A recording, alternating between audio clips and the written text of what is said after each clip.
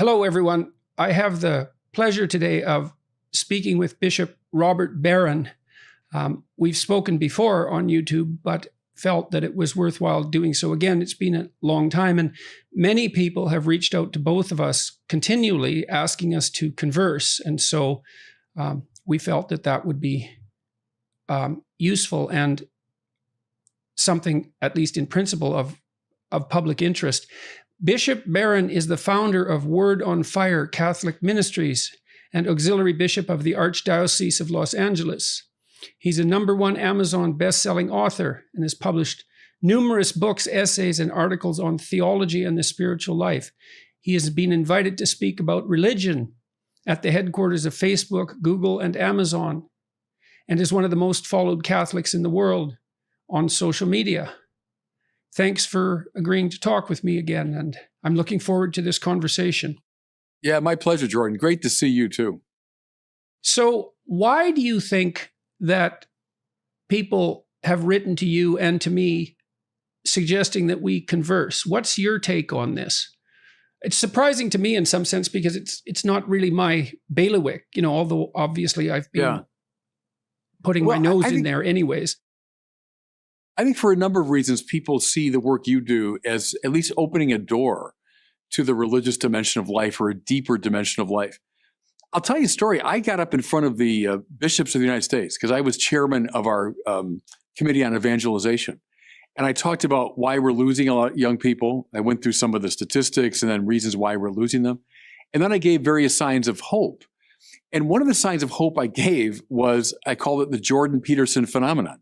And what I meant was this. I told the bishops, here's this gentleman who gets up in a pretty non-histrionic way and speaks for several hours in some cases about the Bible.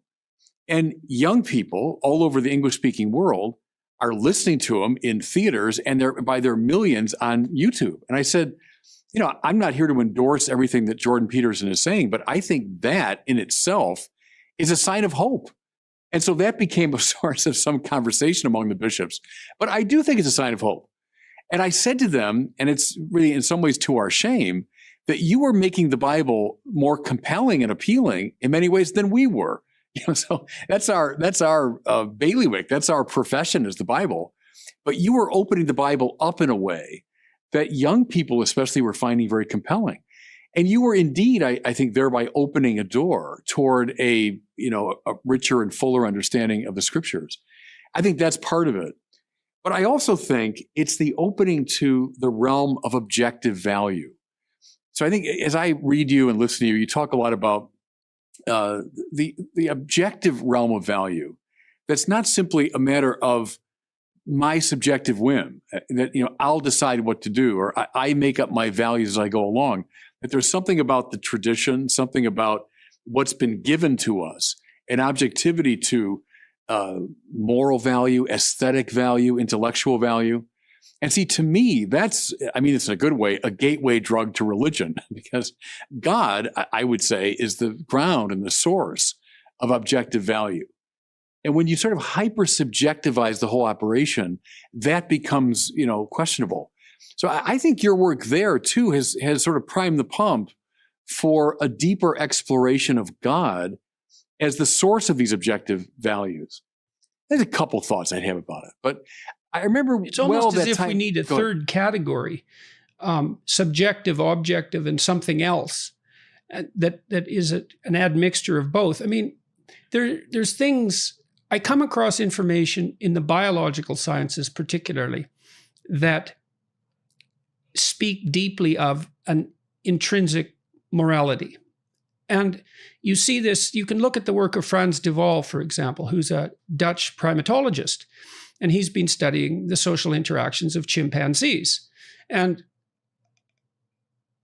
chimpanzees share a tremendous genetic overlap with human beings. And from an evolutionary perspective, we diverged from our common ancestor with chimpanzees something like 7 million years ago. Our cultures also share, or our biology also shares properties with that of bonobos, but I'm going to talk about the chimps for now. De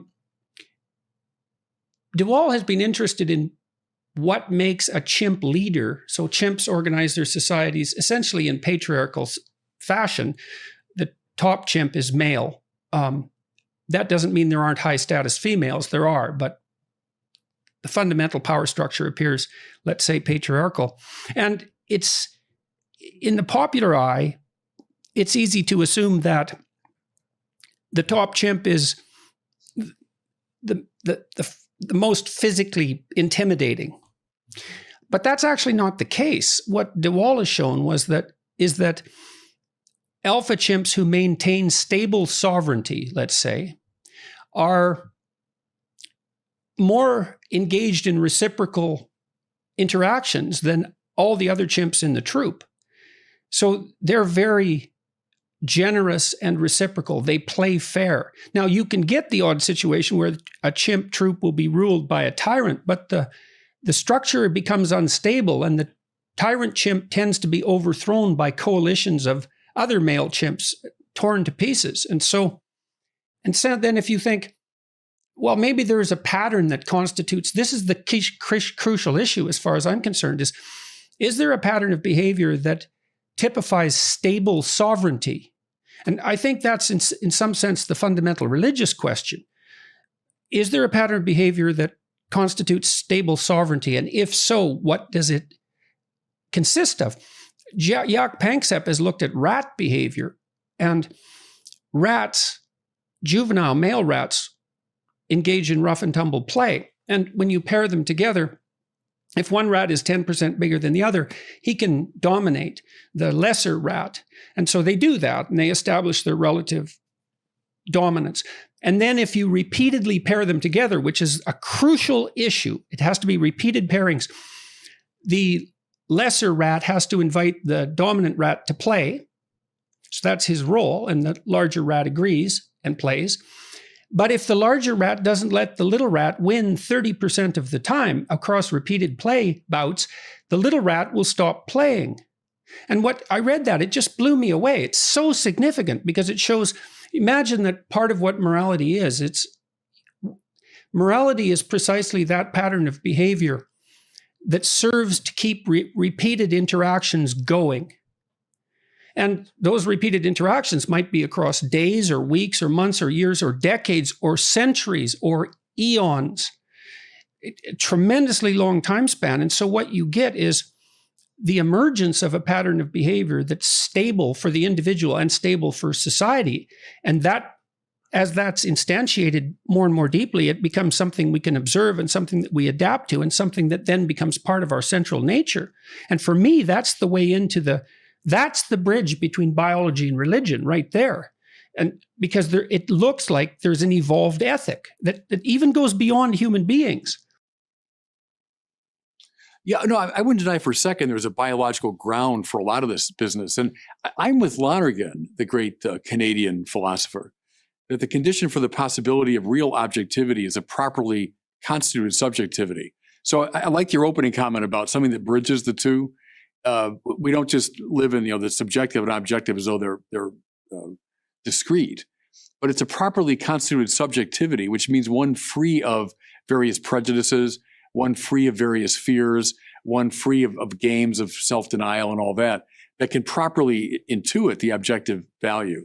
And objective value does indeed come up out of the physical to some degree. I mean, we're embodied creatures, so the biological plays a role in that for sure.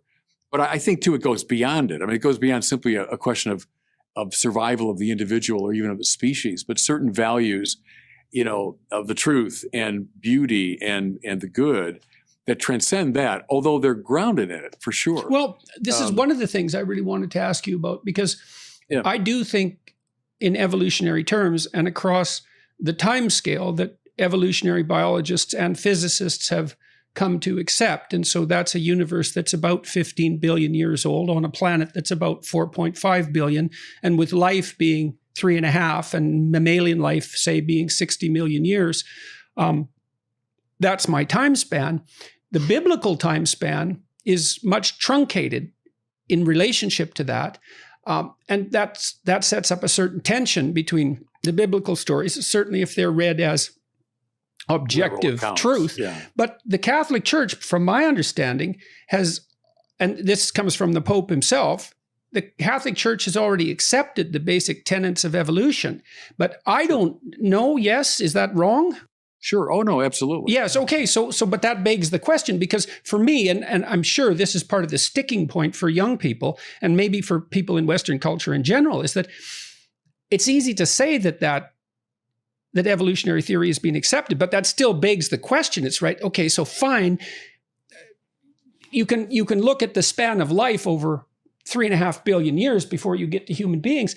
But our religious stories talk of a reality that looks like it's about 15,000 years old, something like that. Right. And so that, I'm not blaming the church for that, obviously. And I think the stories in the Bible are far older than 5,000 to 10,000 years. I suspect they were part of an extraordinarily ancient oral tradition that stretches back tens of thousands of years, because that's the rule rather than the exception. And I don't know to what degree the Catholic thinkers within the church are working constantly to attempt to reconcile these two viewpoints, apart from saying that they do accept them both. Yeah, but I don't think I think that they're apples and oranges in a way. I mean, I don't worry too much about that issue. I'm not trying to read the Bible as a scientific text. It's not about the evolutionary process. It's a theological and spiritual text that's discerning truths that are, I think, available within our experience. But they're discrete moments there. I mean, the scientist who talks about evolution, fine, I listen to him or her. The Bible's not concerned so much with that. But it's giving us a theological interpretation of history and indeed of the cosmos, but not in scientific terms. So it has implications for our understanding of the cosmos for sure, and of nature, of human nature, but it's not done in a scientific manner. So it just predates, as you say, I mean, any of what we'd associate now with the scientific method. The last biblical text is around the year 100 AD, and so it long predates that preoccupation. So to me, it's like kind of an apples and oranges issue. And I think that a lot of that religion science stuff, in that sense, is an early 20th century preoccupation that we should just get beyond. Right. But I think that may be the case, but I don't think people have gone beyond it. And, no, I also think that, and this pertains to something we also talked about discussing, which was the continual drain from the church, the Catholic Church, perhaps in particular, but perhaps not in the West, of young people. And I think part of that is their inability to make intellectual sense of everything that they're faced with, a religious tradition and a scientific tradition, especially on the biological front. But not only that, they don't know where to place these things in their view of the world. I think that's partly why my lectures, because you'd asked about that, had become popular, because I am trying to do that. And no, I'll say this. You look at the surveys, there's a lot of surveys now that ask young people precisely that question: how come you left?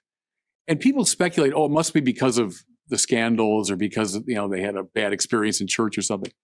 Number one reason across many years in all the surveys is, I don't believe the teachings. And then to specify that, religion and science seem to be at odds with each other. So for young people, the scientific way of knowing is the way of knowing. So it's sort of scientism, at least implicitly, holds sway in the minds of a lot of young people. So once you make that move, knowledge equals the scientific manner of knowing. Well, then the Bible is non-scientific. Therefore, it's, old superstition, Bronze Age mythology, et cetera. And see, what you were doing, Jordan, I think, you were doing what a lot of the church fathers did with the scriptures, because the church fathers are very interesting. People like Origen and Augustine and Chrysostom and those people. They knew fully well in the 3rd and 4th century that the Bible should not simply be read in a sort of, a straightforwardly literalistic way. Augustine knew that very clearly. Origen knew that clearly. And they talk, therefore, about the different senses of Scripture. What you're doing, I think, in a lot of your lectures, is what Origen would have called the moral sense of the Bible, the tropological, to give it its kind of technical term. The biblical texts are about the moral life. Now, we might say today the psychological life, or what makes you psychologically healthier or more productive. They would have said the moral sense. They knew all about that. And so the texts begin to open up in these marvelous ways. So, Noah and the ark, Jacob and wrestling with the angel and the ladder going up to heaven, et cetera, et cetera. If you start fussing about, the literal truth of these stories, you're going to miss these really deep spiritual insights, which the church fathers knew very well. And I think you were in your own way tapping into that. And the fact that young people were responding to it, I think is very encouraging. That's why I told the bishops, it's a positive sign that you were getting the audiences you were getting around this. Well, the problem with the scientific viewpoint, technically speaking, is that it's amoral within its own confines. By definition, it strives not to address issues of value. Now, it can't help it because scientists have to investigate some things and not others, so value enters into it. But by its own nature, science can't answer and tries not to answer questions of value. Now, it gets more complicated when you look at work like the primatology I discussed earlier, the origin of morality in animals and game playing, say, among rats. That starts to move into the domain of morality to some degree. But the problem with science is that it strips out all subjective meaning. It's designed to do that. And that leaves everyone at a loss about what to do with the world of value. And I do believe that stories in particular address the world of value. That's their function. And the world of value is the world that we act in. They're guides to action. Well, I come across it all the time in my work on the internet. So I have, dialogues with people that interact with my videos, and they'll say things like, well, the sciences give us access to the truth, period. The scientific method, that's how you get to the truth. And I'll say, so Hamlet tells you nothing true. Plato tells you nothing true. T.S. Eliot's poetry tells you nothing true. I mean, who would believe that except the most ideologically scientific person? But my fear is a lot of young people are in the grip of that. They're in the grip of a real ideological science. They don't know how to think their way out of it. And so they just abandon the attempt, but it leaves them nowhere. What you were doing, though, is you're showing a way out. And there is a way out. And it's by an introduction into the great masters of these texts to show you how they function. That's what a good preacher ought to be doing, So let me throw another objection then. And this is another stumbling block, I think. And I think this emerges in postmodernism in particular. Because the postmodernists, there's reasons for their manner of thinking. So one reason is, artificial intelligence researchers discovered in the early 1960s that perceiving the landscape was much more difficult than anybody had ever suspected. Originally, it was sort of felt that objects were just there in some simple way, and the complicated computational problem would be how to move among the obvious objects. But it turned out that it's really, really difficult to perceive the environment. There's an infinite or near infinite number of ways that you can perceive even a finite set of objects. So, and that means there's a multitude of potential interpretations for every set of events. And so that was a radical discovery in the computational world, but the same discovery basically occurred at the same time in the world of literary analysis. For the same reason, is that every text is susceptible to an inordinately large number of interpretations, and it's not easy to identify the canonical interpretation. And maybe the canonical interpretation isn't canonical, it just serves power, for example. And that would be, religion as the opiate of the masses, or religion as a political tool. And I think that takes things far too far. But there's a real problem here, is that if you divorce the narrative from the objective world, and say, well, the narrative is valuable because it gives us a guide to value, then you have another problem which is, okay, which narrative and how do we make a hierarchy of value among narratives? We would say Hamlet is deeper than Harlequin romance. Right. But trying to specify why that is and what deep means is very, very difficult. And you might say, well, the Bible is the deepest of all narratives, but that still begs the question. Well, compared to Buddhist writings, say, compared to the Upanishads, or compared to any long-term complex mythology that's developed over thousands and thousands of years, what makes it canonical? Why is it preferable to Shakespeare, for example? And so, perhaps I could get you to address that, because that's a vicious problem. There's a lot there. And I'll start with your opening remark about postmodernism, because I quite agree with you. I'm not simply anti-postmodern. In fact, I wrote a book called Toward a Post-Liberal Catholicism, where I took in a lot of the insights of the postmoderns. One of which is, as you quite correctly say, a sort of legitimate perspectivalism, that we never get reality, too cool, right? Just open my eyes, there's reality. Again, that's Lonergan. It's only a properly constituted subjectivity that opens the door to the properly objective. But one of those ways of properly constituting your subjectivity is to put your subjectivity within a community of discourse. So it's never the case that I simply intuit the way things are and end of the argument. And that means I have my perspective, I bounce it off your perspective, you bounce it off somebody else's. We have a disciplined and structured conversation.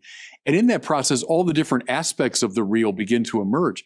Or like my intellectual hero, John Henry Newman, said the contents of a real idea is equivalent to the sum total of its possible aspects. That's about 1870, he says that, which is really an extraordinary thing because he anticipates in many ways the phenomenologists. When they talk about walking around an object and to intuit its essence thereby. And the walking around is not just I walk around, but you're walking around and someone else is walking around. And we're all exchanging our points of view. And again, I'd bring this into line with Catholicism, which has always stressed the communitarian element that we know precisely in the community of the church. Now, linked to the Bible is never like, just open it up. You're a single subjective viewer. Now you take in its meaning. Well, no, we've always said the Bible is read within the church in this long interpretive tradition where I'm bouncing it off of Augustine's perspective, who got it from Origen, who now throws it to Thomas Aquinas, who now brings it to Newman, and then through preachers and teachers, through the saints. So you've got the technical, intellectual interpretation of the Bible. Then you have the saints, who in many ways, they embody the Bible. So I'm going to read a lot of the biblical stories in light of Francis of Assisi, in light of Teresa of Calcutta, et cetera. So I like that side, if you want, of the postmodern, which is much more attuned to the communal way in which we come to know things. The big question you raise at the end, we could spend some time with that. How do you make ultimate judgments and determinations like this one is right, Well, you hinted at it a bit there by saying, well, look, many people have worked on this for a very, very long period of time. And in some sense, it's a living document. Yeah. Right? Because it does have to be, the Bible just doesn't exist as a book on a shelf. It's a pattern of meaning within a context, and the context has to be taken into account. So you say, well, there's a powerful context for its interpretation. It's also a fundamental text in that the Bible is implicit in all sorts of other great texts, like Shakespeare, or anything that's a product of Judeo-Christian culture. That's a deep product is deeply affected by the Bible. So it's there implicitly, whether you like it or not. And so it has to be taken seriously, I would say, even if you don't believe it. But then to the degree that you believe the central axioms of Western culture, you have to wonder how much of what's biblical you do end up believing because of its implicitness. Well, yeah, I mean, it's all through the Western culture for sure. And the question of belief, in some ways is the most fundamental question in all of theology. We call it fundamental theology. How do you articulate the meaning of belief? And, for the best people in our tradition, belief is always on the far side of reason, not the near side of reason. And that's a mistake that so many people make today, young people especially. Faith or belief, they mistake for credulity or superstition, something sub-rational. And our best people, of course, have always repudiated that. Authentic faith is on the far side of reason. So reason's done all the work it can and should do. But then there's this moment when the claim is made, Deus dixit, right? That God has spoken. Now, do I believe that or not? I think it's precisely analogous to coming to know a person. So I know something about you just from watching you over the years, and I can Google you and I can read your books and I can come to some sort of objective knowledge of you. Now in this virtual means I've, met you. And so my mind is working, trying to understand where you're coming from. But let's project into the future. If you and I met in person, you and I eventually became friends. And at some point you spoke a truth about yourself that I could never have gotten on my own. I could never have gotten it from any objective source. You revealed something to me, right, of your inner life. And at that point, I've got to make a decision. Well, do I believe that or not? I can't prove it. I can't ratify it. It's congruent with everything I've known. So that's one test I could give. If you told me something that's just wildly incongruous with everything else I know about you, I'd probably not believe that. But if you tell me something that's congruent with what I know, but goes beyond it, and I have to say at that point, okay, I have to believe that or not. I think faith is like that in a way. So the Bible I can approach in all kinds of different ways. But the claim being made at the heart of the Bible, of biblical revelation, is Deus dixit. God has spoken. God has said something in this text. Do I accept it? And that has to be a decision that's born of something beyond reason, not opposed to it, but beyond it. So that's, I think, where belief in the religious sense comes in. So I understand that argument, but I have trouble with it, I would say. So we could talk about faith a little bit. And this is groping around in the darkness. It seems to me that gratitude is a form of faith. Mm-hmm. It's like a decision in some sense, because you could look at the world and you could say, well, there's plenty of reasons to be grateful and there's plenty of reasons not to be. And so the evidence doesn't necessarily support one interpretation or another, but a decision about whether or not to be grateful is going to affect the way I interpret the world, and also perhaps the way it reveals itself to me, and the way I act in it and the consequences of my action. So I would say it seems to me to take faith to be grateful, and that seems to be a worthwhile faith. It seems to me to take faith to operate always when we don't know what we're doing, and we usually don't know what we're doing. And so part of the reason that you have to have faith is because you're actually ignorant, and it fills in the gaps, right? Because otherwise you'd be stuck with a never-ending regress. You'd just ask why all the time, and then you could never act, because the why has to end somewhere. And I think virtually by definition, it ends with an act of faith. That might be akin to your idea about faith being beyond reason. It's like, well, look, if I ask you why you're having this conversation with me, you'll give me a reason. And if I ask you why that reason is valid, you'll give me another reason. And if I do that 5 or 6 times, you're going to run out of reasons. But you're still having the conversation. God. So that means you have faith that the conversation can go somewhere good. And that's not actually a delusion. No. And actually, you're moving toward God. And I think that's a classic route in our tradition. And just the way you were doing it. Why are we having this conversation? I can give, these particular reasons, but then ask the why again, ask it a 3rd, a 4th, a 5th time. Finally, I'm going to get to something like, well, because I want to be happy. What ultimately motivates the will is some desire for happiness. Well, no, what's happiness? Well, keep pressing that question. It can't be something simply in this world. We all know that doesn't make us happy in the way that we're seeking. It's something like the summum bonum, right? Something like the ultimate good. I want to be happy in the fullest possible sense all the time, which is why, Teilhard de Chardin said this, that I wouldn't get out of bed in the morning unless I believed in God. And that's what he meant, was if you do that kind of horizon analysis of every act of the will, even the simplest, like getting out of bed, you finally come to the summum bonum. Okay, so let me walk through that. Because I think that's a useful thing to think about. Technically, I've thought about identity in this regard, because identity is a nested structure. Yeah. It's also a lens through which we view the world. And so if I'm sitting at my typewriter typing, you might ask me what I'm doing. Mm-hmm. And the answer is, well, I'm moving my fingers up and down. Yeah. But then that's true. And the next answer is, well, I'm producing words on a page, but I'm also producing phrases, and I'm producing sentences, and I'm producing paragraphs, and then chapters, and then a book. And then you might say, well, are you writing a book, or are you being a professor? And I'd say, no, well, I'm being a professor, pushing my fingers up and down on this keypad. And then you might say, well, what's professor nested in? And the answer to that would be something like, well, good citizen. And then that's nested in good man. And then that's nested in, well, then that's right where you start to encounter what I think are something like religious presuppositions. It's like, Right. well, what exactly do you mean by good man? And I think psychologically, well, that means to act out the mythological hero. And that's exactly the point where that identity touches on something that's, I think, indistinguishable from religion at that end. Now, I'm not sure what that means about God per se. I would say this, that God in our great tradition could be defined as the good in its unconditioned form. So all the things you've been raising here, so the why, I'm answering with some kind of good, with a conditioned good. The very fact that I can put it in a wider context means it's conditioned. It's good, I'm seeking it, but it's not the ultimate thing I'm seeking.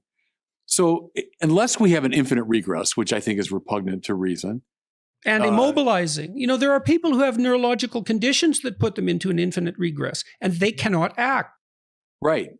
So if that's repugnant, both, let's say, epistemically and psychologically, we have to come to something that's properly called the unconditioned good, good in its absolute form, that which is desirable simply for its own sake.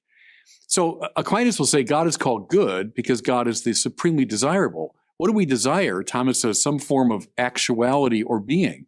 That's why we call God the fully real, that which is most actual, actus purus, right? But I like the analysis that comes not so much cosmologically, but psychologically from what motivates me. And finally, unless my life just sort of founders into irrationality, I am motivated ultimately by God. Right. Well, I think so, because I would also say, well, let's reject that argument and say, well, you're not nested in good man, good citizen, hero, and then beyond that, cosmic hero. And I think psychologically speaking, the figure of Christ is, if nothing else, a cosmic hero. And I'm not saying it's nothing else, but it's at least that. Well, what would the alternative be? Well, you wouldn't be doing what was good. Well, then what's on the outskirts of your value structure is something that's adversarial, something that's the opposite of good. And maybe you're likely, in fact, your psyche is not pure, and you vary depending on your faith, I suppose. But there's no escaping being nested in some sort of transcendent structure like that. And then I think of it this way. So you have these outermost reach of your identity structure, which is something like whatever the idea of good man is grounded in. And I do think it's grounded in this hero narrative. But then I look at the hero narrative and I think, well, that's a biologically, that's an emergent narrative.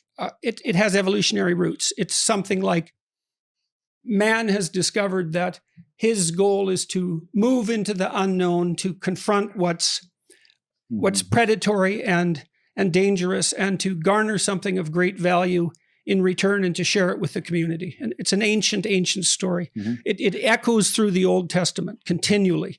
It's even there. It's even there. It lurks underneath the accounts of God's creation itself. And that means that outermost rim of identity is something that has an evolutionary origin. And then you think, well, that means that it has to be connected. It's connected with reality in some fundamental sense. Does that demonstrate the existence of God? That's a different question. But you can push, you can make a logical case for the necessity of that hypothesis of goodness to that point, as far as I can tell. Well, stay first with your example of someone, let's say, who's really wicked. And there are wicked people. We can analyze that psychologically or two of them are sitting right here. Well, yeah. I mean, because it goes right through the human heart, as Solzhenitsyn said. But Thomas Aquinas says a wicked person, even the most wicked person, is seeking at least the apparent good. So something that appears good to that person. Now, they could be totally mixed up about it. It's not, in fact, good for them, but at least it appears good to them. So even the most wicked person, Thomas says, is inchoately seeking God, because it's always some good. And now he's got the wrong sense of it, but he's still being drawn and motivated by this first cause of the will, even the most wicked person. See, but I think that's a sign of hope. That means grace is always possible. now read whether it's Dostoevsky or Flannery O'Connor and people that talk about the most wicked types, but they're sometimes the place where grace breaks through, because they are seeking God in their perverse way. So in a way, he's got us coming or going. Whether we're Mother Teresa or we're a wicked Dostoevsky character, we're all seeking God in some way. And I agree with you about the Bible. The Bible. Well, I'm not that optimistic, because I don't think that all evil actions are misguided. I think that and I think that's best illustrated in the story of Cain and Abel. And I took the story of Cain extremely seriously. I think it has unbelievable explanatory power. It's quite staggering, that the power of that story, the explanatory power, especially for how short it is. Cain is resentful. He has his reasons. His sacrifices were repudiated by God for reasons that aren't made clear in the text, which is a great ambiguity, because often our sacrifices are repudiated. And Cain is bitter, and no wonder. And he has Abel around to rub his nose in it as well. But Cain's reaction is, I'm going to destroy what God values most. And that, now you might say, well, Cain is conflicted and ambivalent about that, and I believe that, but I don't think he was seeking the good when he struck down. He was shaking his fist at God. Yeah, indeed he was, objectively, but he was seeking at least the apparent good for him. In his twisted mind, he thought that was the good. I don't believe it. I don't believe it. I think you can get to a point where you're so resentful. I really believe this, that you're so resentful that you will do harm to yourself as well as everyone else. And actively. True. But a suicide is seeking at least the apparent good. A suicidal person thinks my non-existence is a good thing. So they are seeking the good, but in a twisted, misguided way. And to me, it's got metaphysical roots, because I would hold to the classical view that evil is a privatio boni, right? It's a privation of the good. So good is always more fundamental than evil. It has to be. They're not co-equal principles fighting away. So I'd repudiate any sort of Gnostic or Manichaean system. I believe that too. I believe that. I thought about that a lot. Jung is being accused of Manichaeism, for example, because he took evil so seriously. Who has? Sorry, I couldn't hear. Carl Jung was accused of Manichaeism. But he took evil extraordinarily seriously, which is something that's definitely worth doing. So you look at examples like the Columbine killers. The suicide could have come before the murders, but it didn't. Mm-hmm. And so I even see maybe in those situations the desire for non-existence, not so much as a seeking of the good, but a desire to punish God for the inadequacy of his creation. Yeah, oh no, it could be. But at least in their mind, that's a good thing. So that's the Cain connection, that the resentment against God and getting back at God. Sure, I see it in the pastoral life all the time. It's a justified thing. They think for them it is, God deserves it because look at what's happened. But see, but God has us coming or going, because that is in fact a quest for God. That's right. Even the most resistant sinner is in fact under grace in that sense. That's why I've always liked, both Origen and C.S. Lewis say this, that it's the love of God that lights up the fires of hell, right? If someone's in hell, it's the resistance to God's love that's lighting up the fires, that's causing the friction. And so God has you coming or going. Is God present in hell? Sure, because whatever is has to be grounded in God. And God's even present in the fires of hell because it's the resistance against God that's causing them, So I think it's a metaphysical statement and a psychological statement about the primacy of the good. But it's a source of hope. And a lot of my pastoral work, and you as a psychologist too, when you go into people's pain in a very deep way, and priests go all the time to these limit situations where people have lost loved ones, they're facing their own death, they're facing tremendous failure. That's where priests go, because that's often where grace is going to break through. Well, there are, I've encountered situations as a clinician where religious language is the only language that can be used to describe what's happening. That's quite interesting. It's difficult to relay those experiences outside the specific framework of the occurrences. Yeah. I always think of, Hegel said, to know a limit as a limit is to be beyond the limit. And I think that's true here. So whether it's the physical sciences or psychology, our reason comes to a certain limit, but then it recognizes the limit as a limit. And that's to be already beyond it in a way. And they often talk about religious questions as limit questions, or it's a limit situation. When I begin to ask the meta question beyond questions, or I come to a meta experience beyond any ordinary experience. And that's why, again, priests tend to show up at those limit cases. That's when we're looking into this abyss. And it is, from our standpoint, rather abyssal. I mean, what is it that stands beyond what I can know and control? And there's this, do a Kierkegaardian, there's a kind of leap that abyss is something loving. And what stands beyond what I can control is a force of love that's actually summoning me. And that's where you go back to what I said about Deus Dixit, God speaking through the scriptures. I think that's what it means. The voice from the cloud is a symbol of it, when someone hears the voice of God, it's coming from the abyss. It always is. Job, the voice comes out of the whirlwind. So your eyes are closed and you can't see anything, but from the whirlwind comes the voice. And again, that speech is so important because, Job, where were you when I did all these? What do you know about what's going on? You know nothing about what's going on. But from the abyss beyond reason comes the voice. And the Bible witnesses to that stuff all the time. And boy, it happens in people's experience. You and I both know that. When you come up against limits, what comes out of the abyss is a very interesting thing. Well, one of the ways that's interesting to think about this, I think, is that, well, let's assume that at the outermost limits of your identity, you don't make the assumption that you're involved in an enterprise that's good, nested inside a being that's good. Let's say you take the opposite approach to that. What happens to your behavior? And what I believe I've observed, and I tried to document this particularly in my book, Maps of Meaning, is that you start acting in ways that make everything worse very rapidly. Yes. So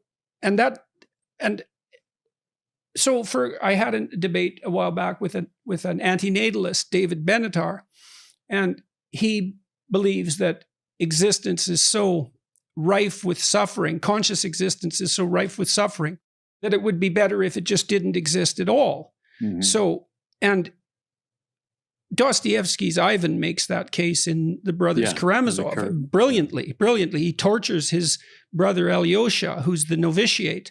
And it's a very interesting book because Alyosha is nowhere near the rhetorician that Ivan is, but he is the most admirable character in the book because of the totality of his personality, not because of the brilliance of his rational mind. It's an amazing book in that regard.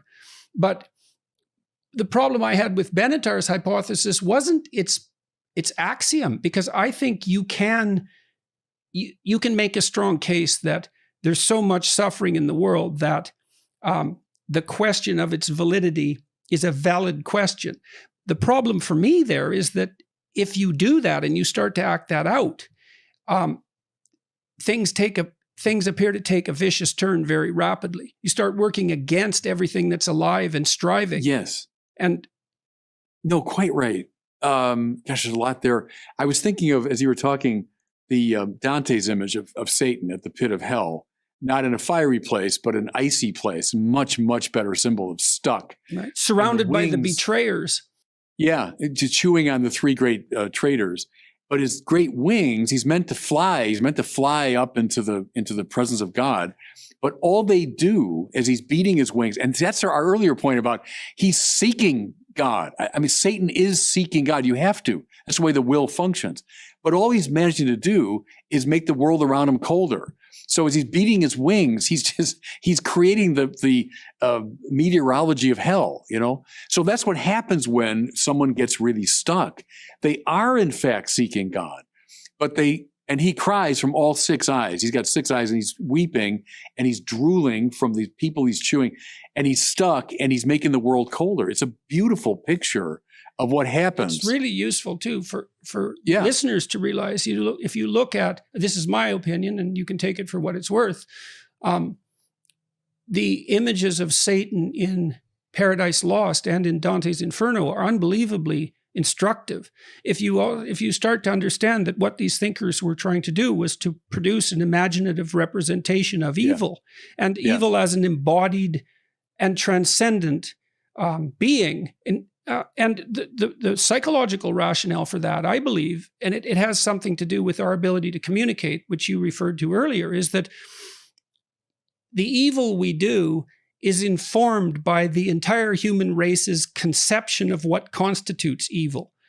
And stretching back from the beginning of the time when we began to communicate. So, for example, you see this quite clearly. I read the Columbine killers' notes in quite a bit of detail, and it's saturated with satanic thought. And the reason for that is that that sort of thought is part of the culture, because we've come to represent these transcendent figures of evil in poetry and in movies. And it happens all the time in movies with characters, say, like Hannibal Lecter, and in horror movies. And Milton's Satan, who's often viewed, at least by some, as a revolutionary hero, seems to me to be something like the rational mind. It's what happens to the rational mind when it places its presuppositions in the place of God. Because Satan seems to presume that he can replace the transcendent by his own presuppositions. And I think that's my reading of that, is that's actually what happened on Earth not long after Milton wrote, when these totalitarian states emerged. It's something Solzhenitsyn commented on, where the presuppositions, the utopian presuppositions of man, rationally thought out, were seen as sufficient to represent everything, the totality, to eliminate the need for something transcendent. And the consequence of that was that they produced something that looked an awful lot like hell. Like hell. And Dante did that more psychologically. And so Milton, being the great poetic genius that he was, had a poetic sense that that was what was coming down the pipelines. I wonder if you read your countryman, Charles Taylor, much, the Canadian philosopher, because Catholic too. Taylor said that we in the West, so let's say Western Europe, America, Canada, Australia, we might be the first civilization ever to think you can find real happiness apart from a transcendent reference point. And everyone in human history has felt something like the alluring darkness beyond what I can control and know is necessary. A relationship to that realm is necessary for happiness. We're the first culture ever that said, no, I don't care. I'm indifferent to it. But that does produce versions of hell for sure, because something will take the place of the transcendent point of reference. Well, it seems useful even from the perspective of humility. I mean, I don't know if this is a reasonable thing to say, but a tyrant who believes in God is likely preferable to one who doesn't, because at least in principle, the tyrant is held accountable by something that isn't him. Whereas the atheistic tyrant, that's right. He would get caught, at least in principle, again, in the operation of his own conscience. Don't you? I love the fact in the scriptures, they're very unique this way. They do not apotheosize their leaders. And that's very different from so many other ancient cultures where the kings become like gods. And there's the Bible. I mean, the Bible is bluntly honest about its leaders and its kings, even the greatest, even David, murderer, adulterer, Solomon, Saul, the whole realm of them. That's a brilliant insight of the Bible, that all these people are under God and they're under judgment. And that's a liberating idea. And when we lose that, the leaders do become apotheosized. Well, you saw that in Rome constantly, in ancient Rome. That literally happened. You know, and there's always a proclivity for that to happen. That's the imperial presidency, you know. Right. And I think it's very important. I always tell when I'm preaching on this subject to Christians, the fact that Jesus is called the Son of God, it was so important because it was dethroning the Roman claim that the emperor was the Weos tuteu. You know, so one of the titles after Julius Caesar is divus. He's divinized. Then his son, Augustus, becomes the son of the God, you know? So when the first evangelists were saying, I've got good news about Jesus, the Son of God, they were saying, right, it's not Caesar. He is not the Son of God. This one whom Caesar killed, by the way, he's the Son of God.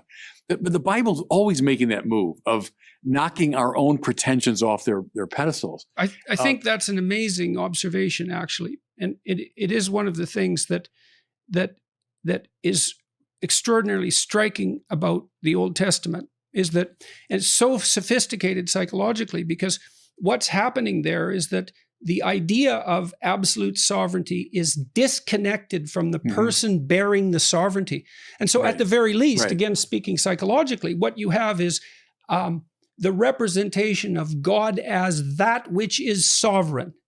And now each individual can be a representative of that and can have that operate within them, but they aren't that. And that well, as I said, at the least, that's a brilliant psychological innovation. And the fact that the biblical characters are they're realistic to the point of Dostoevskian painfulness. You know, Abraham doesn't leave home till he's what, 80? He's 75 or something. He's a late starter, right? And then his life is just one god-awful catastrophe after another for the first while. It's like, you know, you have some contempt for him, let's say, because he's hanging around his father's tent, and then he does finally pay attention to the call of adventure, to God's voice, and he goes out and encounters tyranny and starvation and corruption, and he makes all sorts of mistakes, and it's easy to be contemptuous, I think, of the biblical characters because of that, but it actually speaks to their intense psychological realism, and it's so useful for people to see that, because Abraham, for example, is blessed by God despite his evident character flaws, and that's the case for the patriarchs in general. And so then for it is David, remarkable. Right, a descendant of yours I'll put on the throne that will last forever, to David, who was a deeply flawed character. What I find cool is that even before you get to the human characters, go to the very beginning of the Bible, and you have a dethroning of the cosmic pretenders to the absolute. So in the creation account, you know, sun, moon, stars, planet, animals, the earth itself, all the things mentioned were worshipped in different contexts. So the author is saying, no, no, no, no, they're not divine, they're creatures. But then he turns it around beautifully, but they have a purpose, which is to give praise to God. So they're not God. They should be dethroned from that. But now they're given the privilege of praising God with their manner of being, led by the conscious creature, human beings, who, and Catholics know this, whoever comes at the end of a liturgical procession is the one that leads the prayer. So Genesis, the opening verses sound like a liturgical procession. You know, first this, then that, evening came, morning followed, then the fourth day. And it's like a steady procession of liturgical actors. The last figure, the human being, is the one now that will lead the chorus of praise. To my mind, it's the master theme of the whole Bible, if you want. Is we're rightly constituted when we give praise to God and can lead all of our creaturely brothers and sisters in the right praise of God. Sin is bad praise. It's without fail in the Bible. It's they went after false gods. They went after the gods of those people. They abandoned the teaching of the Lord.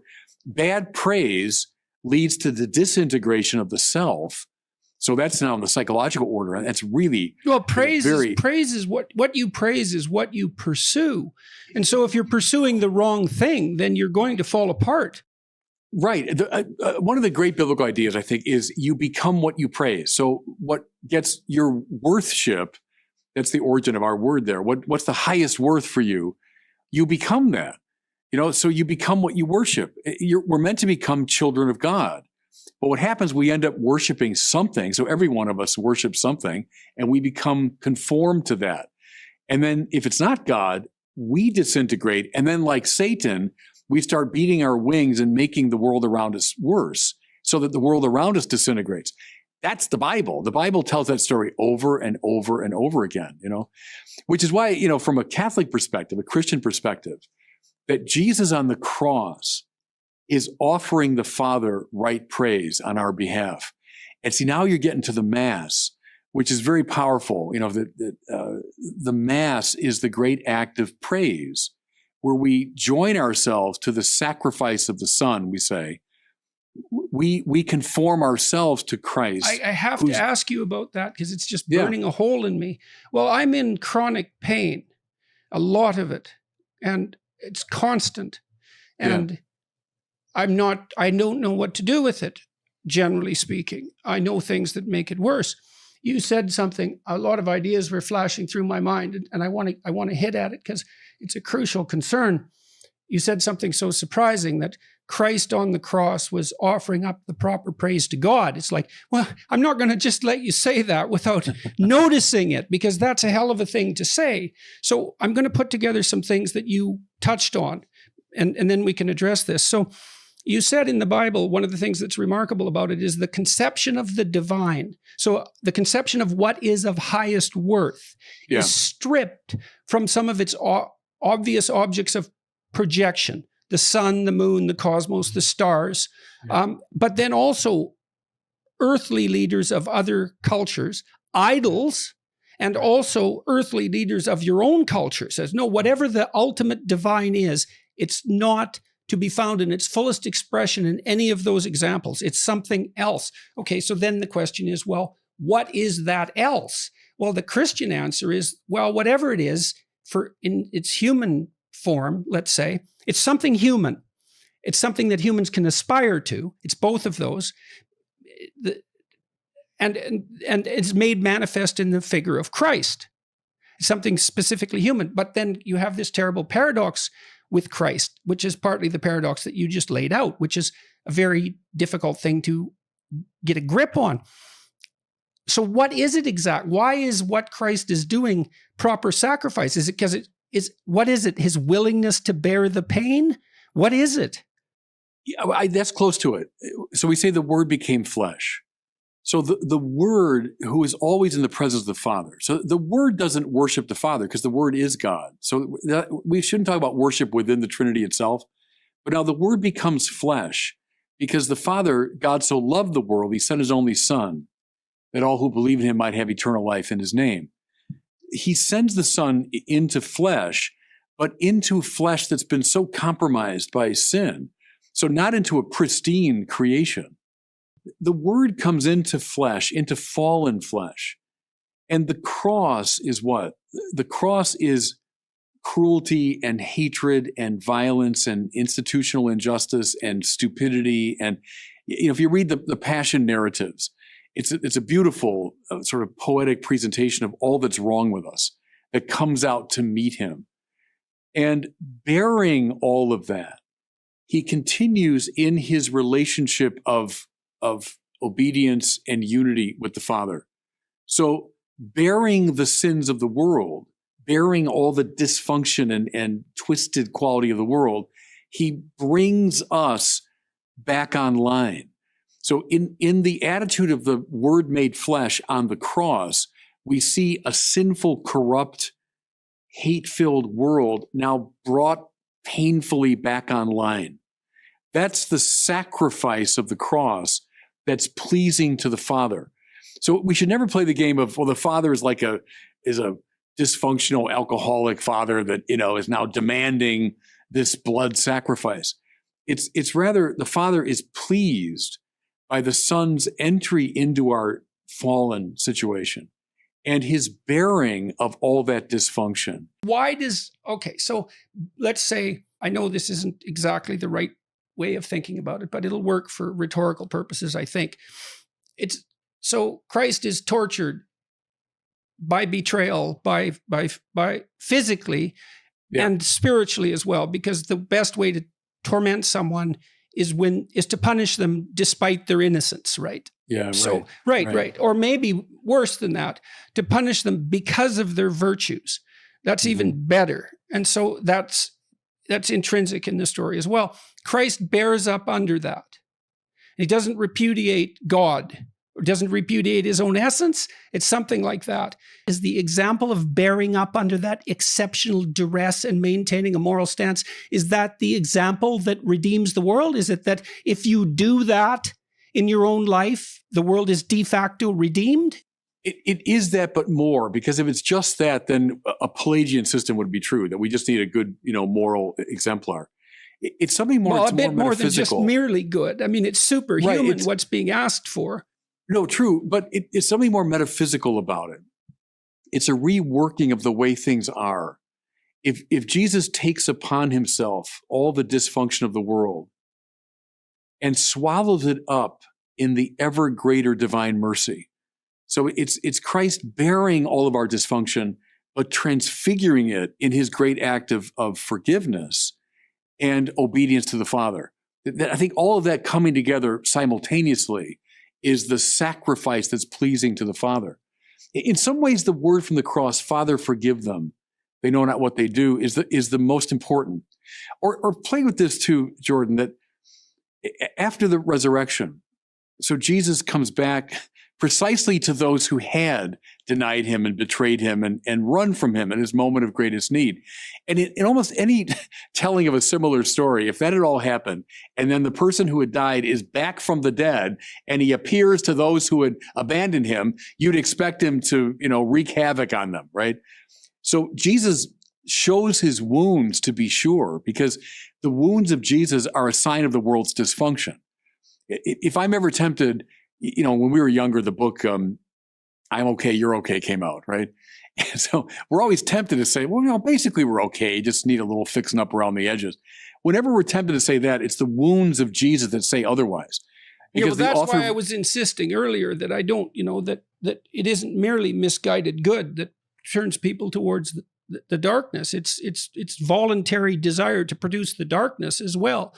Anyways, I do take that very seriously. And it's an interesting idea, is that the ideal is wounded in proportion to the degree that everything has deteriorated away from the ideal.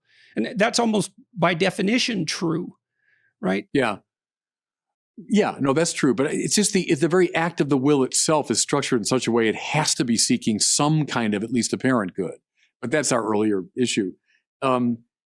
So the wounds show the dysfunction of the world, which the Son of God took upon himself. But then the word of shalom, which is in all the resurrection accounts, that Jesus says, peace. So when Paul, for example, says, I'm certain that neither death nor life, nor angels nor principalities, nor height nor depth, nor any other creature could ever separate us from the love of God. Well, how does he know that? Because we killed God, and he returned with a word of forgiveness. So that means it's like the divine goodness and forgiveness can trump any evil, even the evil of killing God. So we killed him, but yet he returned in forgiving love. I think that's the moment when Christianity is born, in the dual sense of, yes, we killed him, look at the wounds, but he says shalom to us nevertheless. So that I can't run away from him. I can try, that's what all of us sinners do. I can try, but ultimately the divine love is such that it's greater. That's why Paul can also say, where sin abounds, grace abounds the more. That's Christianity. So the greatest sin, we killed the Son of God. There's no greater sin than that. Where sin abounds, grace abounds the more. And see, all of that was made possible in a way by the great sacrifice of the cross, which is why it's a saving act. Now I'm striving to understand. Okay, so I want to ask you a bunch of questions about that. So we talked a little bit before about the church bleeding its people. They're leaving. The young people are leaving. And my sense of that is it's because the church does not demand enough of young people. Yeah, I think that's doesn't right. demand enough, and by not demanding enough, it doesn't indicate its faith in their possibility. And so now, in Orthodox Christianity, as I understand it, there seems to me to be more emphasis on the idea that it's each human's obligation to become like Christ. That's the goal. Well, that's that by definition, we could say, and we could speak psychologically about this as well, that means to become the ideal that's beyond rationality. Even that's what you're aiming at. That's what's hypothetically within your grasp. And it seems to me as well that that's what the Mass symbolizes, is that, and I'd be happy to have any objections to this, I would be happy to hear, the incorporation of the host is the embodiment, it's the incarnation of Christ within. That's what it's acting out. That's the idea. I mean, in some sense, it's the consumption of the saving element, but the saving element is actually a mode of being. And this isn't hit home. It's like, look what the church demands everything of you. Yeah. Absolutely everything. And the reason that people are leaving is because that adventure isn't being put before them. Yes. It's like, look, you can have your cars and your money and all of that. But that's nothing compared to the adventure that you could be going on. Yes, I wish you'd preach to our people, because I think you're absolutely right about that. The language we'd use is be a saint. That's the ordinary goal of every baptized person, is to be a saint. A saint means someone who's holy or utterly conformed to Christ. Now press that. To be conformed to Christ means you're willing to go into the dysfunction of the world, to bear its pain, and to bear to it the ever greater divine mercy and love. Now fill in the blank. Francis of Assisi. Mother Teresa, maybe in our time, like when we were younger, if someone said, well, who's a living saint? We all would have said Mother Teresa. But what did she do? She went into the worst slum in the world. I've been there. And she bore the suffering of the world, literally picking up the dying and bearing their disease and bearing their psychological suffering. And she took on herself the wounds of Jesus. But then think of, like, the smile of Mother Teresa. She brought to that place the ever greater, more superabundant mercy of Christ. That's being a saint. And you're dead right. I think we're not sufficiently calling our people to that kind of heroic. I can tell you one thing I've experienced, and this is really something to see.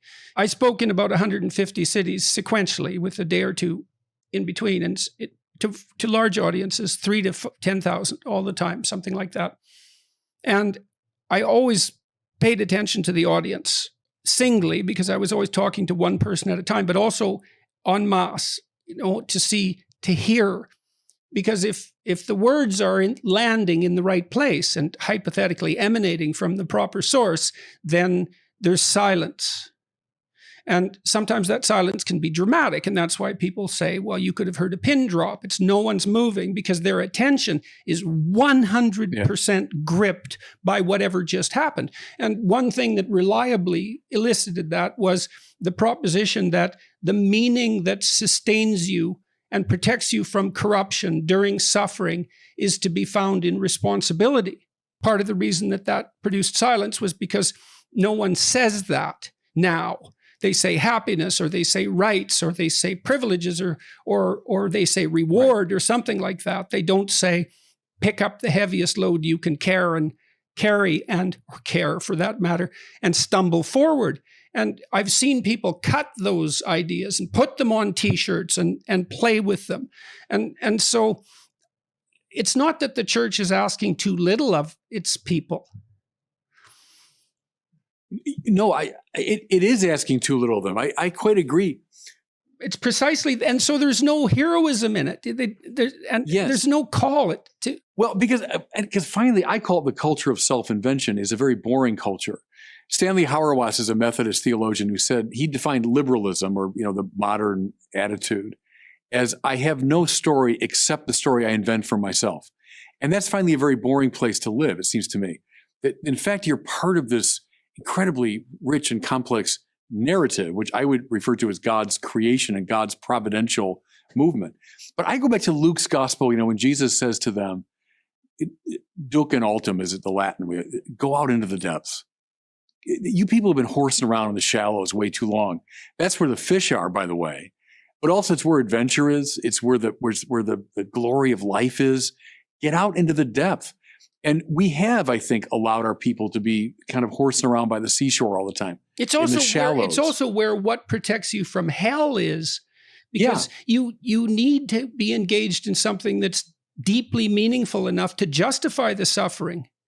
And so, part of what happens in the story of Christ is the only thing deep enough to justify that level of suffering is absolute immersion in a cosmic drama. And then you ask yourself, well, are we each immersed in a cosmic drama? And it's not so easy to say no to that. It's a life or death situation, and everything's in it. Well, and I would say the instinct of a Christian is to go where the suffering is. So I spent a lot of my life forming priests, so working in the seminary. Eventually, I was the rector of the seminary. So my job was to help these young guys discern the priesthood. And I would say that's the test. I mean, do you have an instinct to go where the pain is, to go where the suffering is? If you want to live a comfortable life, then don't become a priest. You might be a bad priest, if you embrace a comfortable life, but It's the Mother Teresa model. It's the Dulcin Altum. Go out into the depths, and the depths mean the depth of human suffering. And so then what's Christ wrong did. With what you guys are doing? Why isn't it working? Well, what's the problem? It's true that we're not doing enough of that. And I do think we've succumbed a bit to the modern thing, which is a preoccupation with rights and freedom and my individuality and so on. Well, you see this with church activism so much now, is that so much, so like the church seems to be replacing itself in some sense with social activism. It's like we've got enough social activists. Yes. Well, but see, I'd say this, Pope Benedict XVI, who's a great intellectual hero of mine, said the church always does three essential things. The church worships God, it evangelizes, and it cares for the poor. Poor broadly construed, as I say, anyone who's suffering, right? But that first move, as we said earlier, is indispensable. The church worships God. It teaches the world right praise, because without right praise, the whole thing falls apart. Secondly, it evangelizes. What's that? Well, that's a cool thing too, because euangelion in Greek, good news, they were playing with that because the Romans would have used that in the eastern part of the empire to announce an imperial victory. They would send an evangelist ahead with the good news. Euangelion, hey, Caesar won a victory. So these very edgy first Christians who had zero social status, no power, no military behind them said, oh, no, I got the true Euangelion. It's about Jesus risen from the dead, who was put to death by Caesar, but whom God raised. So that's the proclamation of the good news, that now we have hope. Now the sacrifice has been made and God's love is greater than anything that's in the world. Okay, now I got those two things in place. Now serve the poor. Now go where the pain is, go where the suffering is. But if you divorce them from each other, and that has happened. So who cares about worship? And that's fussing around with altars and sacristies, and who cares about evangelization? Let's just get down and serve the poor. Then it does devolve simply into social work, right? But if the three are together, worship God, evangelize the dying and rising of Jesus, and serve the poor, now the church is cooking, you know. All right, so let's look at the second one of those. So, it seems to me, I can understand this, not that whether I can understand it or not is a hallmark of its validity, but I have to try to understand what I can understand. I can understand the idea that bearing forward in a moral direction, acting as if being is intrinsically good and that humanity as part of that is also intrinsically good. Bearing all that up as a set of propositions, even in the most extreme cases of suffering, I can see that as a valid moral good. That's Christ's refusal to be, what would you say, corrupted by the injustice of his and terror of his fate. And so that might be something like, you don't have the right to become a tyrant no matter how badly you were tyrannized, let's say. And I think that's an unshakable moral proposition. But then there's the resurrection element of it, because I could say, well, the first thing I would say is, well, I kind of understand that psychologically. Parts of us die, and they have to die because they're in error. They have to be cast off, and we're reborn constantly as a consequence of our movement, our ascent forward. There's no movement forward without some death of the past.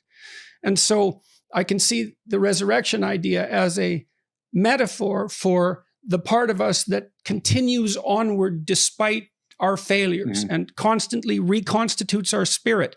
It's not something trivial, but then there's the insistence in the church of the bodily resurrection, which is, well, let's call that a stumbling block to modern belief. No doubt about that. That's something more than mere metaphor. And so you might ask, well, why is it insisted upon? Yeah, good. You're raising a lot of interesting things. First of all, everything you said about it in terms of psychological archetypes and metaphors, good, fine. I think those are legitimate. I think those are way in a lot of the literature of the world, resurrection type stories. But I think what's really interesting about the New Testament, as Lewis said, C.S. Lewis, when someone said, well, the New Testament is just another iteration of the ancient myth. And he said, anyone that says that has not read many myths, because there's something so distinctive about the New Testament. And what I would say, Jordan, first this.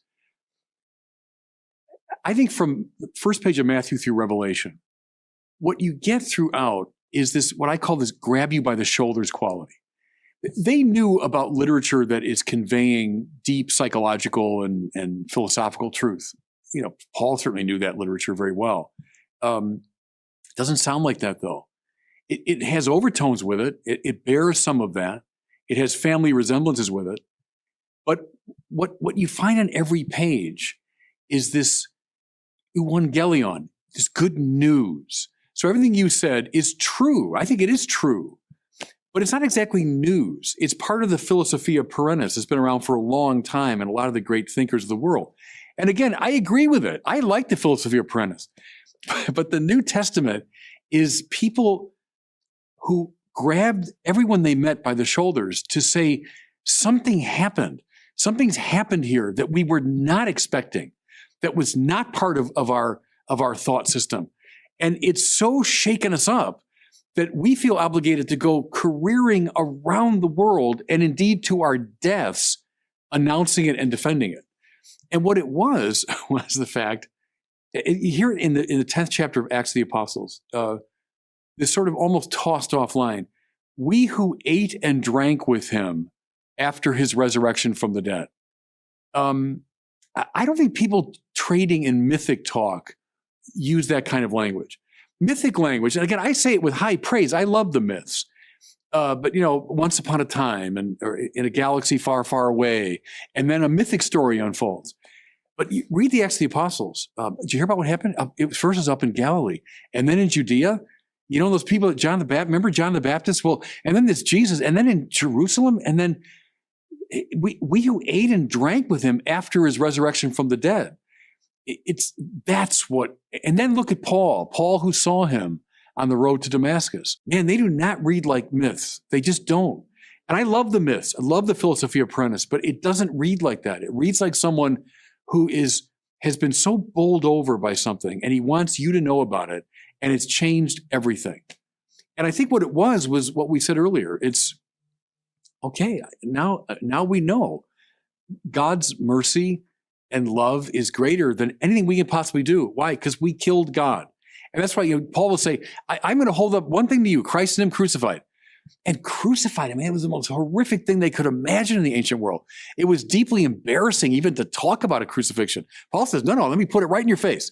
See, the author of life came and we killed him. But I got the good news, euangelion, is God's mercy and love is greater because he brought this Jesus back from the dead.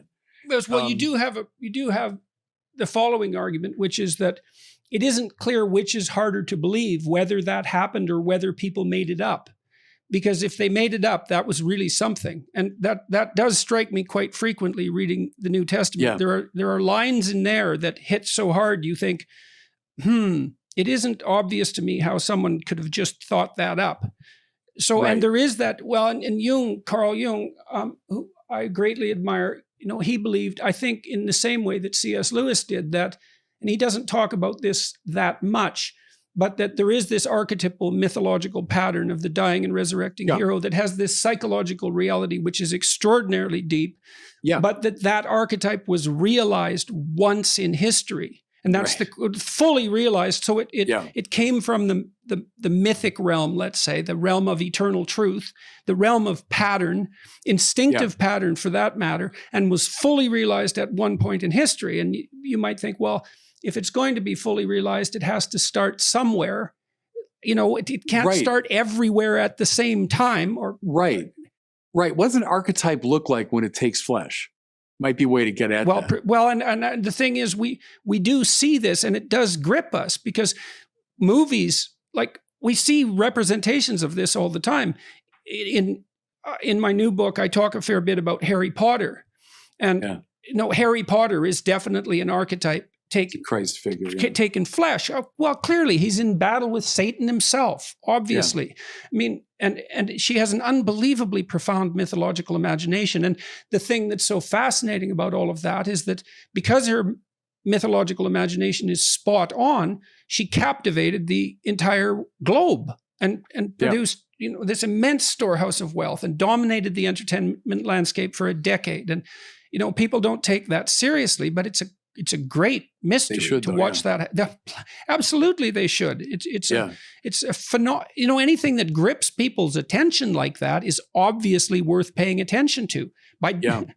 So Yeah, no, right, Lewis called them good dreams, right? So all the sort of archetypal anticipations of the gospel, they're the good dreams of the race. Or use the Jungian. I love Jung too.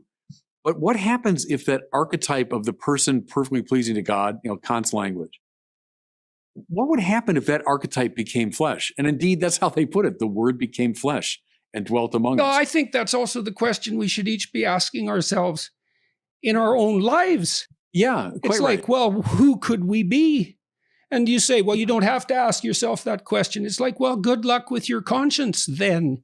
You should be another Christ. That's right. the objection to the self-created person. It's like, yeah, the idea that you can create your own values is, well, good luck. Right. Try. Good luck with that project. Yeah, right. good luck. Right. It's not going to work.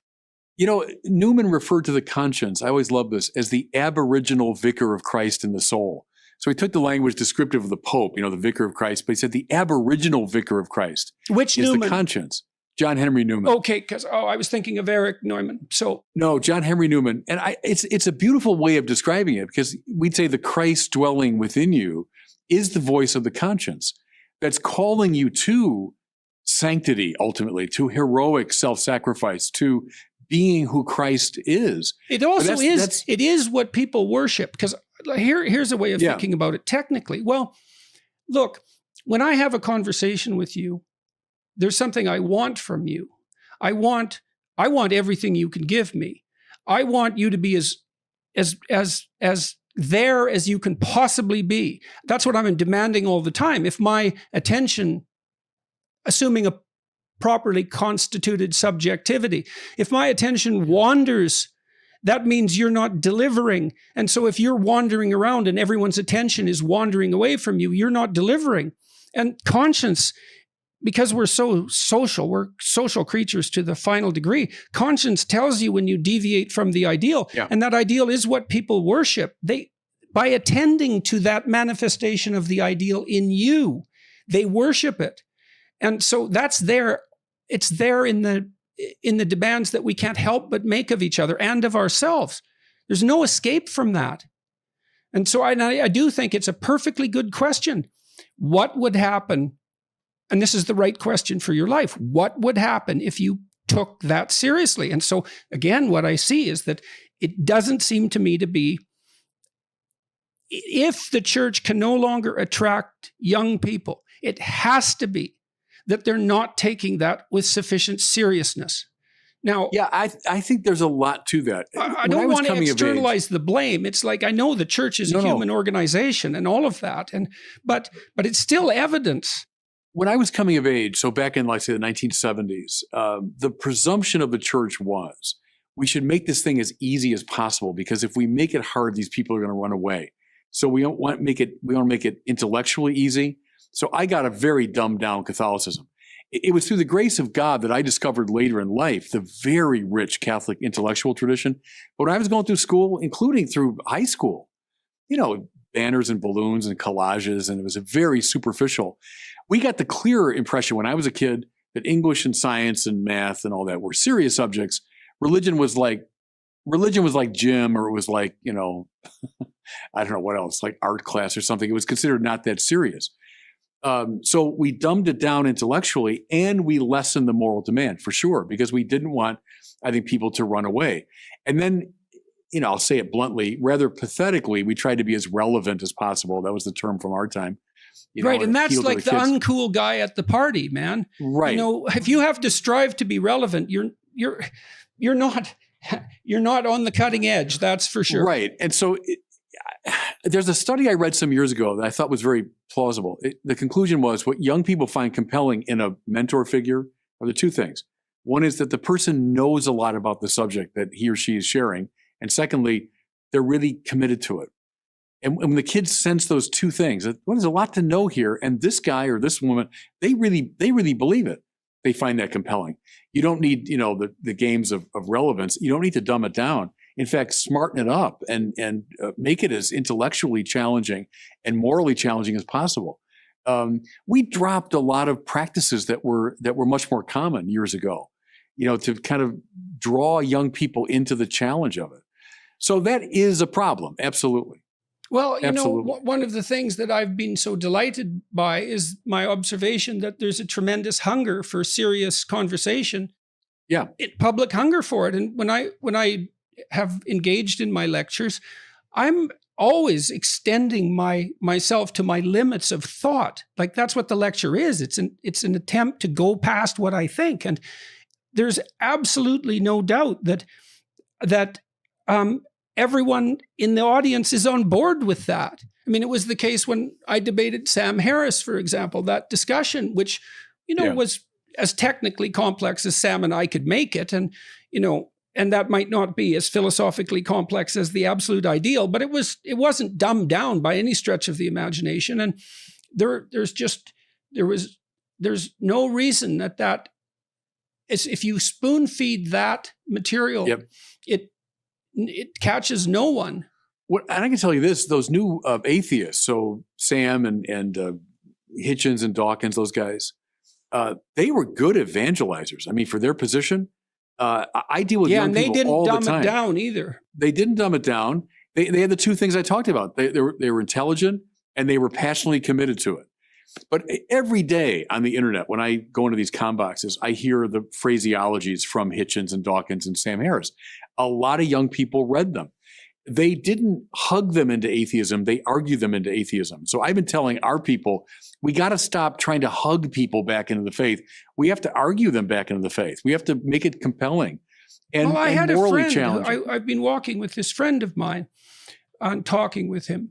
And, he said something quite interesting.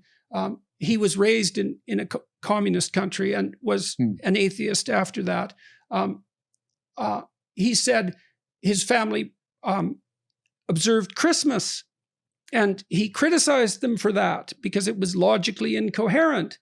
And then he realized that all that would happen if they abandoned Christmas was that they wouldn't have Christmas anymore. It wasn't like he had something to replace it with. Right. And so it's magical. You might even call it naive if you're of the sort of mind that would call that naive. But do you want to have it or not? And if the answer is, well, I'll replace it with another weekend, then that's really not helpful. And the problem with the atheists is that they don't have, the best they can offer is something like a materialistic utopia. And I've got nothing against that. Like I've been talking to people like Bjorn Lomborg and who lay out this vision of an increasingly wealthy world where absolute poverty is a thing of the past and where people can take the levels of health that are more or less taken for granted in the West, for granted everywhere in the world, through a process of incremental economic improvement. And, more power to that, I think. Yeah. But I also know that isn't a sufficient story.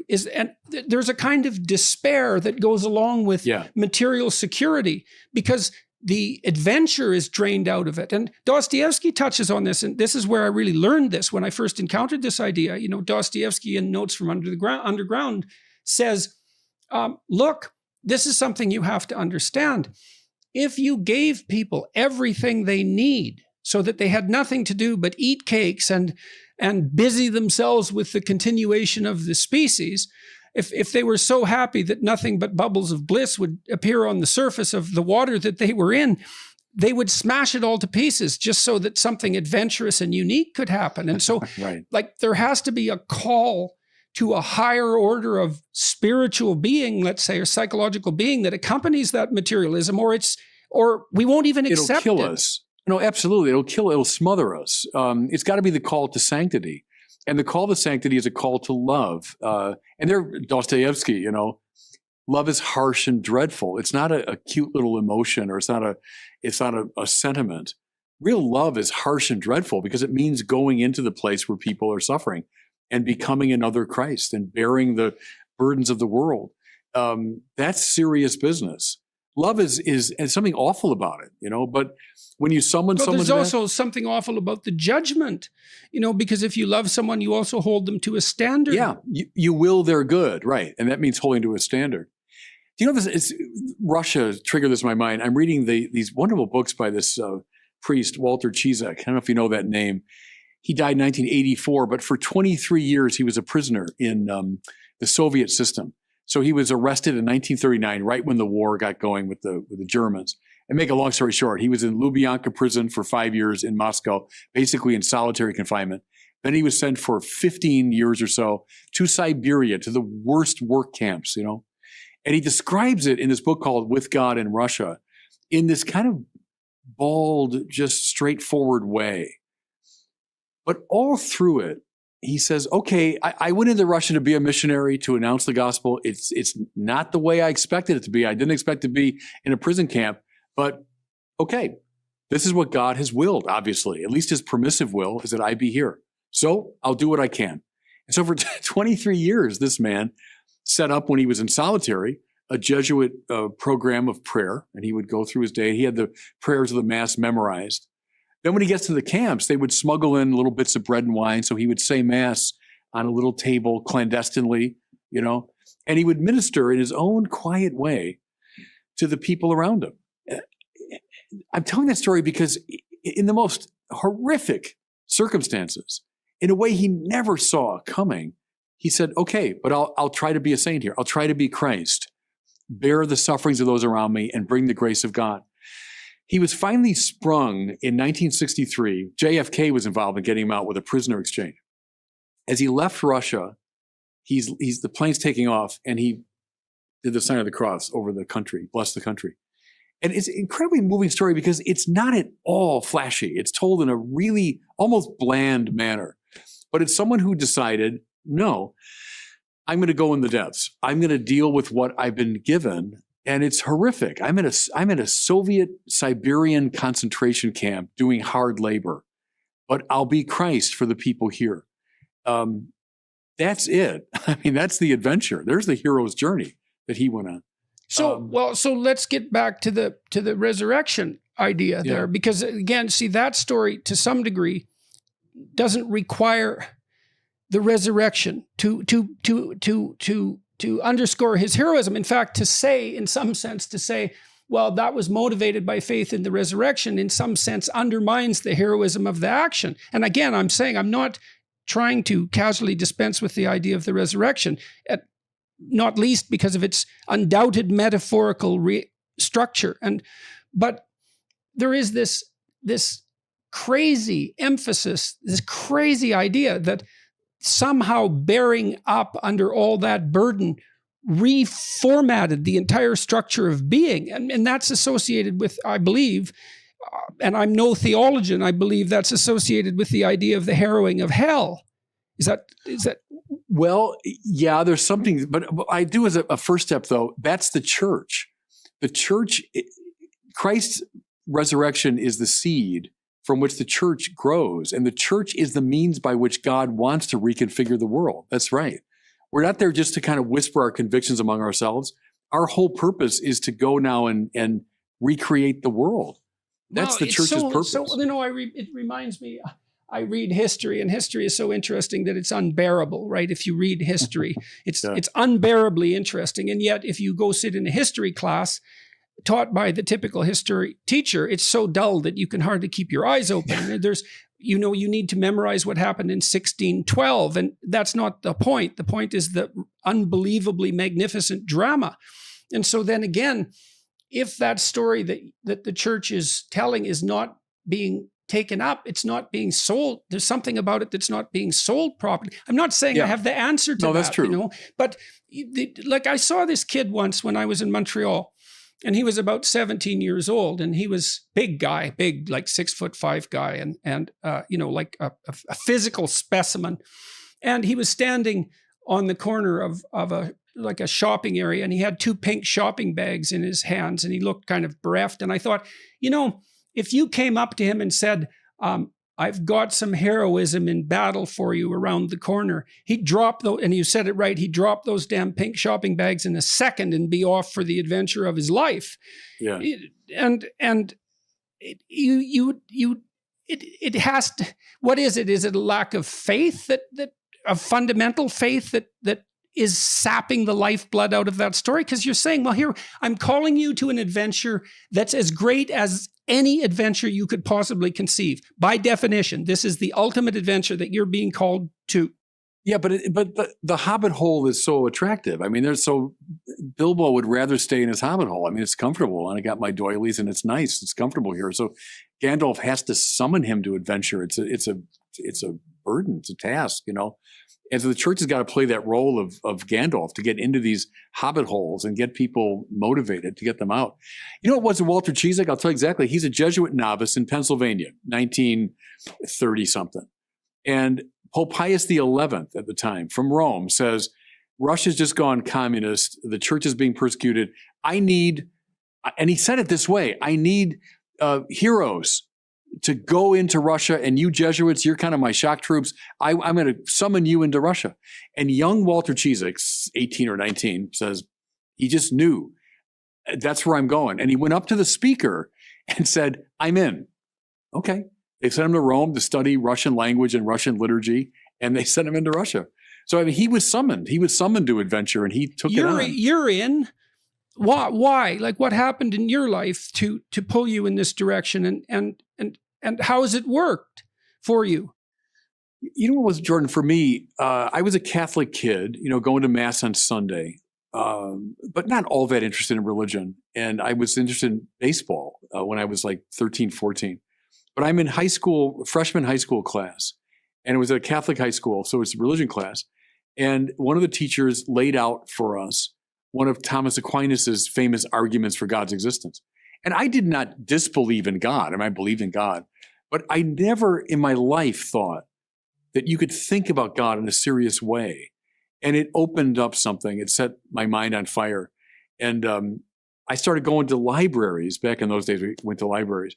And I was taking these books of Thomas Aquinas off the shelf.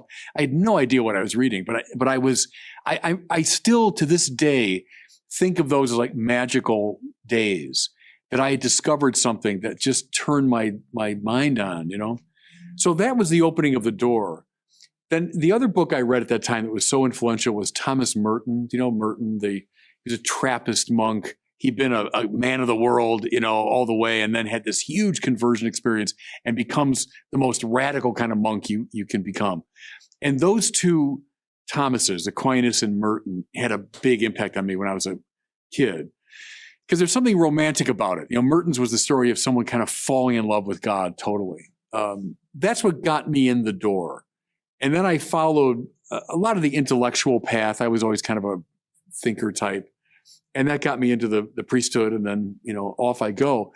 But at every stage, it was something like a summoning to mission is language we would use. Summoning to a mission, a ever greater kind of mission. That kept me going. I always found it, the most compelling option on the table. It always struck me that way. As you look at the options of life, like, well, serving God, yeah, duh. Wouldn't that be the most exciting? That's the thing that's it, is that apart from the terror that might reasonably evoke, it is the best by definition. And again, you could just speak psychologically here. By definition, that's the best game you can play. That's how it struck me when I was a kid. Yeah. Mm-hmm. Well, it's almost a tautology, Right. It struck me that way. And I understand everyone's different. Everyone's path is different, but that's how it struck me, how grace, I would say, entered my life. And I've been a priest now for 5 years? Bishop now for 5 years. I've never been unhappy as a priest. I mean, I've suffered certainly and have gone through difficult times. I've never been unhappy though as a priest. I've never been tempted to leave. Never felt like, oh God, why did I do that? I've never felt that. Well, look, that was really good. We got nice and deep into it. I appreciate that very much. Loved it.